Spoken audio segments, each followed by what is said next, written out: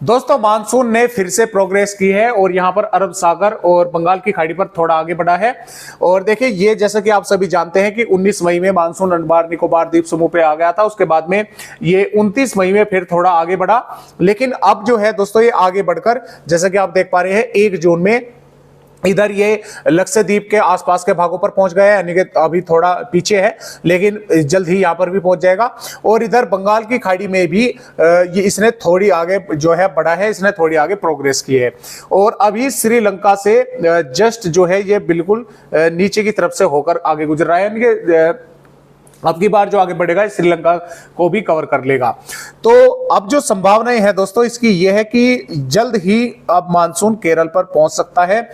और इसमें कारण दोस्तों ये है क्योंकि यहां पर अरब सागर पर एक साइक्लोन स्टॉर्म बन सकता है और इसकी जो संभावनाएं हैं वे काफी हैं, क्योंकि जिस रफ्तार से यहां पर क्लाउडिंग हो रही है और यहां पर दिख रहा है कि इस तरह की जो संभावनाएं हैं वे देखते हुए नजर आ रही है कि यहां पर साइक्लोन स्टॉर्म बनने की जो संभावनाएं हैं वे काफी अधिक है वे हमें नजर आ रही है। तो आइए दूसरे मैप पर देखते हैं और समझते हैं कि क्या क्या वेदर सिस्टम अरब सागर और बंगाल की खाड़ी पर बनने वाले हैं। दोस्तों जैसा कि आप विंडो की स्क्रीन में देख पा रहे हैं तो देखिए यहां पर क्या हो रहा है कि अब जो हवाएं हैं ये इस तरह से यहां पर पहुंचनी शुरू हो रही है, यानी कि जो बारिश जो मानसून की स्थिति है वो धीरे धीरे अब यहां पर भारत के दक्षिणी राज्यों पर जो है वो हमें नजर आ रही है।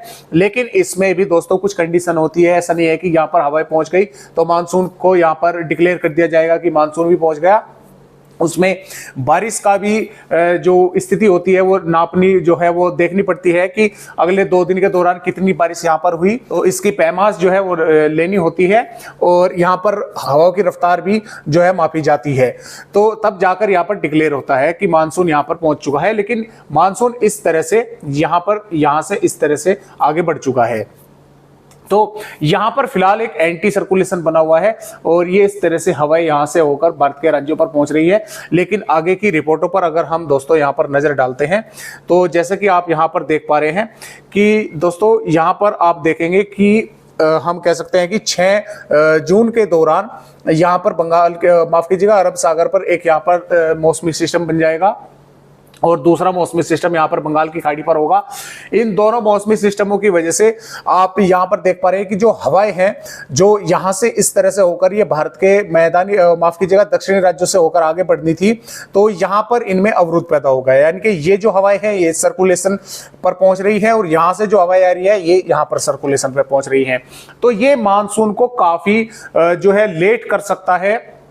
अगर ये मौसमी सिस्टम यहाँ पर ये भी साइक्लोन बनता है तो ये काफी जो है मानसून को आगे बढ़ने में देरी कर सकता है। मानसून केरल पर तो पहुंच जाएगा, वो देखने वाली बात है कि इस मौसमी सिस्टम के यानी कि साइक्लोन के यहाँ पर बनने से पहले अगर मानसून केरल पहुंच जाता है तो, अगर नहीं पहुंचता है तो और भी इसको देर लग सकती है। लेकिन संभावना ऐसी है कि इस यहाँ पर साइक्लोन बनने से पहले मानसून केरल पर दस्तक दे जाएगा, लेकिन उसके आगे बढ़ने की जो प्रोग्रेस है वो काफी धीमी हो जाएगी इन मौसमी सिस्टम बनने के कारण। अब दोस्तों इन मौसमी सिस्टमों की जो ट्रैक की स्थिति है वो अभी फिलहाल कुछ इस तरह से, क्योंकि देखिए इसमें जो तस्वीर है वो साफ नहीं है, धुंधली है, क्योंकि इसका जो ट्रैक है वो इस तरह से बन सकता है भारत के जो दक्षिणी राज्य है माफ कीजिएगा तटवर्ती राज्य है यहां से होता हुआ गुजरात के भागों को हिट कर सकता है। इस तरह की संभावनाएं बन सकती है। और क्योंकि जैसा कि मैंने आपको बताया कि अभी जो तस्वीरें हैं वे स्पष्ट नहीं है, साफ नहीं है, धुंधली है और ये इस तरह से बाहर भी निकल सकता है।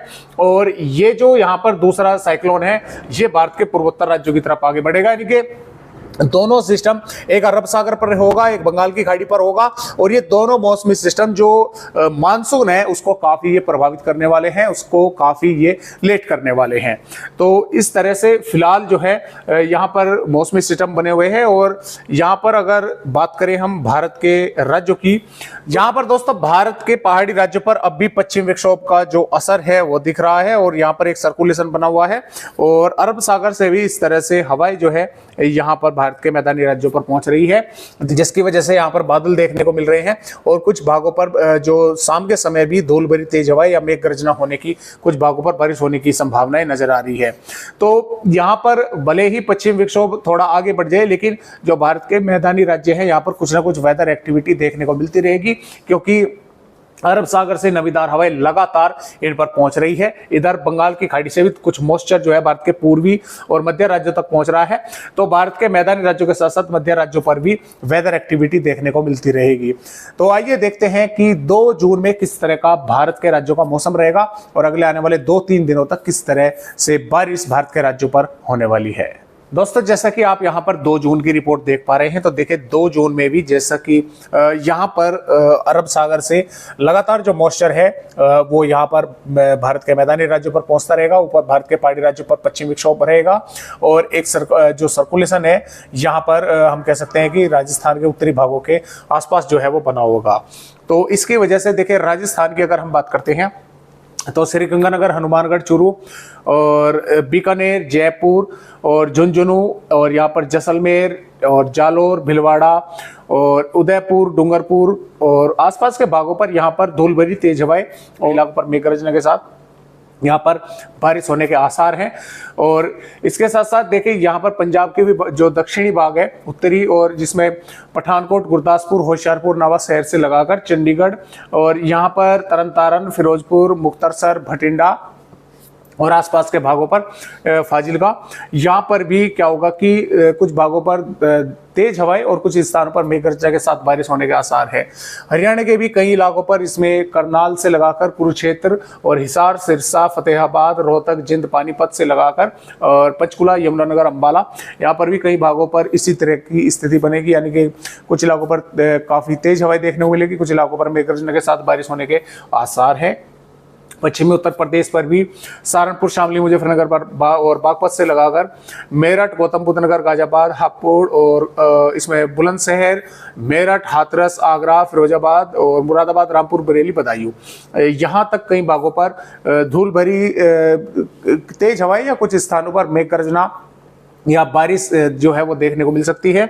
कुछ ये जो है ऐसा नहीं होगा कि पूरा दिन बादल रहेंगे, इसी तरह से यहाँ से आता हुआ एक झोंका होगा बादलों का और वो यहाँ पर धूल भरी तेज हवाएं या कुछ स्थानों पर मेघ गर्जना और या बारिश करके वो आगे बढ़ जाएगा। पंजाब, हरियाणा और उत्तर प्रदेश, दिल्ली और राजस्थान पर इसी तरह का जो स्थिति है वो फिलहाल नजर आ रही है और ये दोपहर से शाम के समय ही इसकी जो संभावनाएं हैं वो सबसे अधिक है।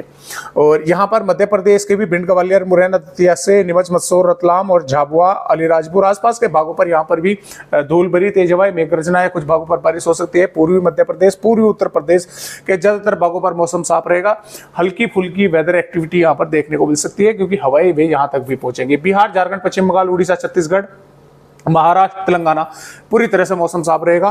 कुछ जो है हल्के आंशिक बादल आते जाते देखने को मिल सकते हैं।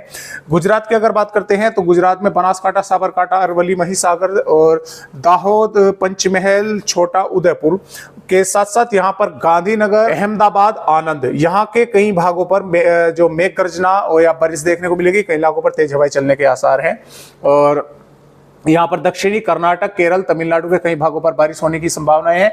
दक्षिणी आंध्र प्रदेश पर भी बारिश होने के आसार है। भारत के पूर्वोत्तर राज्यों में इन राज्यों के भागों पर बादल देखने को मिलेंगे। कुछ इलाकों पर मेघ गर्जना के साथ बारिश होने के आसार है।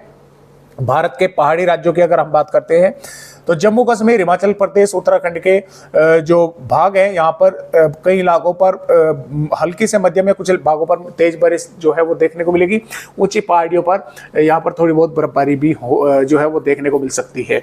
तो इस तरह का मौसम रहेगा यहाँ पर 2 जून में। 3 जून की अगर बात करते हैं, 3 जून में ये पश्चिमी विक्षोभ आगे बढ़ जाएगा।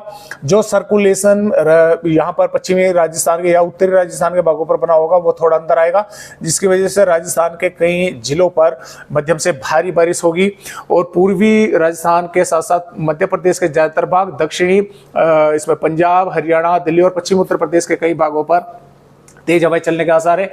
कई इलाकों पर यहाँ पर भी बादल आएंगे, बारिश मेघ गर्जने के साथ यहाँ पर भी होने की संभावना है। गुजरात के भी अंदरूनी भागों पर बारिश होगी। महाराष्ट्र के विदर्भ और मध्य महाराष्ट्र, मराठवाड़ा के भी कुछ भागों पर बादल दिखेंगे, यहाँ पर भी बारिश रहेगी। भारत के पूर्वी राज्यों पर लगभग मौसम साफ रहेगा, यहाँ पर वेदर एक्टिविटी ना के बराबर रहेगी। और भारत के दक्षिणी राज्यों में जो वेदर एक्टिविटी है वो लगातार बनी रहेगी।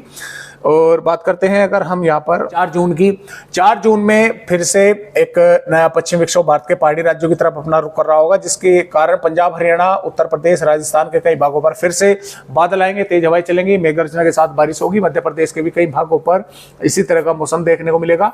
और बिहार, झारखंड के भागों पर और लगभग छत्तीसगढ़ के भागों पर भी मौसम साफ रहेगा।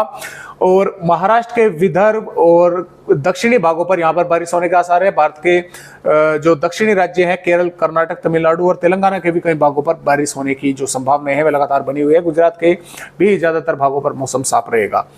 और इसके अलावा दोस्तों 5 जून की अगर हम बात करते हैं, 5 जून में भी कुछ वेदर एक्टिविटी पंजाब, हरियाणा, दिल्ली, उत्तर प्रदेश, राजस्थान और मध्य प्रदेश के कुछ भागों पर देखने को मिलती रहेगी। भारत के जो मध्य और पूर्वी राज्य हैं यहाँ पर लगभग मौसम साफ रहेगा। दक्षिणी और पूर्वोत्तर राज्यों पर बारिश जारी रहेगी। तो इस तरह का मौसम रहने वाला है दोस्तों अगले आने वाले 2-3 दिनों तक। तो आज की वीडियो में बस इतनी जानकारी। नमस्कार।